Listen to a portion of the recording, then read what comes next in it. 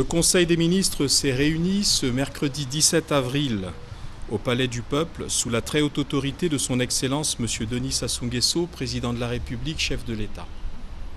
4 affaires étaient inscrites à l'ordre du jour, à savoir 2 projets de loi au titre du ministère de la Recherche scientifique et de l'Innovation technologique, un projet de loi portant loi d'orientation de l'action sociale au titre du ministère des Affaires sociales et de l'action humanitaire. Enfin, des nominations au titre respectif, d'une part, du ministère des zones économiques spéciales et d'autre part, du ministère de la Culture et des Arts. La réunion du Conseil des ministres de ce jour a eu à son ordre du jour des affaires dont le principal objet est, pour les premières, la mise en place d'outils de gouvernance de domaines de pointe nécessaires au développement d'une recherche scientifique performante en République du Congo. Quant au texte présenté par le ministère des Affaires sociales et de l'action humanitaire, il est à noter qu'il fixe les conditions de mise en œuvre d'une politique d'action sociale proactive, notamment en direction des groupes définis comme vulnérables par la Constitution de 2015, innovation majeure en termes de volonté politique. Après ce propos liminaire, entrons à présent dans le vif des textes et affaires examinées lors du Conseil des ministres de ce jour, mercredi 17 avril 2019. Ministère de la Recherche scientifique et de l'Innovation technologique. 2 projets de loi portant respectivement pour le premier, création de l'Institut national de recherche en sciences sociales et humaines, et pour le second, de l'Institut national de recherche en sciences de l'ingénieur, innovation et technologie. Invité par le Président de la République à prendre la parole, M. Martin Parfait Aimé-Koussouma-Vungu, ministre de la Recherche scientifique et de l'Innovation technologique, a rappelé aux membres du Conseil des ministres qu'au terme de l'article 2 de la loi numéro 15-95 du 7 septembre 1995 portant orientation et programmation du développement scientifique et technologique, l'État confère, je cite, « le caractère de priorité nationale à la science et à la technologie en général, à la recherche scientifique et technologique et au développement expérimental en particulier. La science et la technologie constituent de ce fait le véritable moteur du développement socio-économique. » Fin de citation. La loi précitée indique également en son article 27 que la recherche est organisée dans les universités, les établissements publics et privés de recherche et les entreprises publiques et privées. C'est au regard de tous ces éléments que le gouvernement, par le biais du ministère en charge de la recherche scientifique, a tenu, du 28 au 30 juin 2001, le 2e colloque national de la science et de la technologie, avec pour objet de définir les éléments d'une politique dynamique et cohérente en matière de recherche scientifique. L'une des recommandations de ce colloque d'importance fondamentale pour le développement de la science, la technologie et l'innovation au Congo a porté sur la création de 7 instituts nationaux de recherche. À ce jour, 4 d'entre eux ont été créés en 2012, leur statut ayant été approuvé en Conseil des ministres courant 2016. L'Institut national de recherche en sciences sociales et humaines, établissement public administratif à caractère scientifique, porté par le premier texte soumis à l'examen et approbation du Conseil des ministres, succédera au Centre de recherche en sciences sociales et humaines, crèche en sigle, créé par décret du 5 août 1997 et qui n'a jamais pu être rendu opérationnel. La création de l'Institut aura pour objet, d'une part, de contribuer à l'élaboration et à la mise en œuvre de la stratégie et de la politique de recherche en sciences sociales et humaines, mais aussi d'organiser, conduire et exécuter toute recherche dans les domaines des sciences sociales et humaines. Et enfin, de développer l'interdisciplinarité autour des enjeux et défis nationaux. Pour ce qui concerne le second texte qui porte création de l'Institut national de recherche en sciences de l'ingénieur, innovation et technologie, il convient de rappeler que là, également, il s'agit de substituer celui-ci à un centre de recherche et d'initiation des projets de technologie qui avait été créé par la loi numéro 12/86 du 19 mars 1986, dont les textes fondamentaux ne sont plus adaptés aux temps actuels.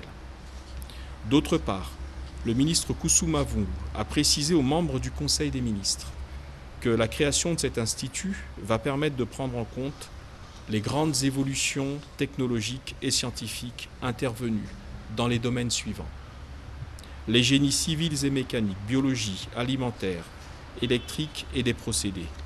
Enfin, les plateformes technologiques, notamment les technopoles et les parcs technologiques. Après examen et discussion, le Conseil des ministres a approuvé les projets de loi portant respectivement pour le premier, création de l'Institut national de recherche en sciences sociales et humaines, et pour le second, de l'Institut national de recherche en sciences de l'ingénieur, innovation et technologie. Les deux projets de loi seront transmis au Parlement pour adoption. Ministère des Affaires sociales et de l'Action humanitaire. Projet de loi portant loi d'orientation de l'action sociale. Invité par le Président de la République à prendre à son tour la parole, Madame Antoinette Dinga-Nzondo, ministre des Affaires sociales et de l'Action humanitaire, a rappelé aux membres du Conseil des ministres que la Constitution du 25 octobre 2015 dispose en son article 125 que les principes fondamentaux de l'action sociale sont déterminés par la loi, tandis que l'article 210 du même texte dispose que l'action sociale elle-même relève de la compétence des collectivités locales. Le texte soumis à l'examen du Conseil des ministres, outre ces exigences constitutionnelles, vise à donner au système d'action sociale en République du Congo le fondement juridique qui lui a toujours manqué. Centré sur la prévention, la protection, la prise en charge et la promotion des personnes ou ménages vulnérables, les activités de l'action sociale ont pour objet de préserver ou rétablir l'autonomie de ces catégories, leur dignité, leur intégrité physique ou psychique. La vulnérabilité, quant à elle, peut résulter de l'âge, de la maladie, du handicap, d'un état de grossesse ou d'une catastrophe. Cette précarité appelle en contrepartie un devoir d'assistance, la nécessité d'intervenir afin de protéger les personnes vulnérables. C'est là le sens de l'action sociale.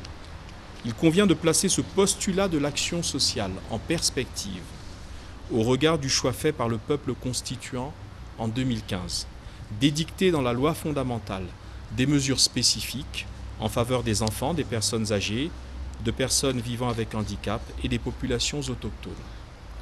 Concluant son propos, la ministre Dinga-Nzondo a rappelé que le projet soumis à l'examen du Conseil des ministres constitue un cadre de référence du dispositif institutionnel en matière de prévention, de protection, de prise en charge et de promotion des ménages et groupes vulnérables ainsi identifiés. Prenant la parole, Son Excellence M. Denis Sassou Nguesso, Président de la République, chef de l'État, s'est amplement félicité de l'adoption attendue d'un tel texte, refondateur de l'ensemble de notre politique en direction et en faveur des Congolaises et Congolais les plus vulnérables. Cependant, il a rappelé aux membres du Conseil des ministres que les pouvoirs publics ont mis en œuvre, et ce depuis quelques années, une politique dynamique de gratuité ou de prise en charge par l'État d'un certain nombre de prestations sociales, au rang desquelles il a cité notamment la mise en œuvre du projet Lisungi en faveur des ménages les plus démunis en termes de pouvoir d'achat, la prise en charge et ou la gratuité des traitements et soins contre la tuberculose, le VIH-Sida et la césarienne, la mise en œuvre d'une politique tournée vers la prise en compte des problématiques mère-enfant, etc. Poursuivant son propos, le chef de l'État s'est interrogé sur l'impact de ces politiques, pourtant favorables à la prise en compte, au quotidien, de ces besoins essentiels aux yeux des populations visées. Dans cette optique, il a demandé à Monsieur le Premier ministre, chef du gouvernement, d'inviter les ministres animant les départements ministériels concernés et en charge de ces problématiques, à bien vouloir en effectuer un bilan exhaustif, laquelle évaluation devra faire l'objet d'un rapport qui sera transmis au chef de l'État dans les meilleurs délais. Les membres du gouvernement ayant opiné à cette forte orientation du président de la République et après examen et discussion, le Conseil des ministres a approuvé le projet de loi portant loi d'orientation de l'action sociale. Il sera transmis au Parlement pour adoption.